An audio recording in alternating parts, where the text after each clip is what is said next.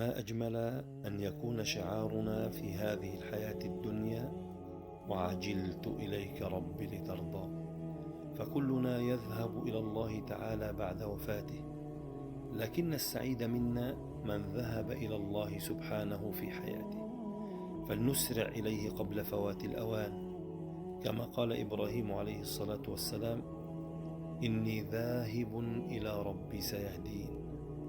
واعلم أنه ليس مهموما من كان لسانه رطبا بذكر الله، وليس حزينا من كان قلبه مطمئنا بما عند الله. ومهما ضاقت بك الحياة وتعثرت بك السبل، فتذكر أن سعادتك ليست فيما تملك، بل بمقدار قربك من ربك سبحانه وبحمده، فبه تطمئن القلوب وبه تنكشف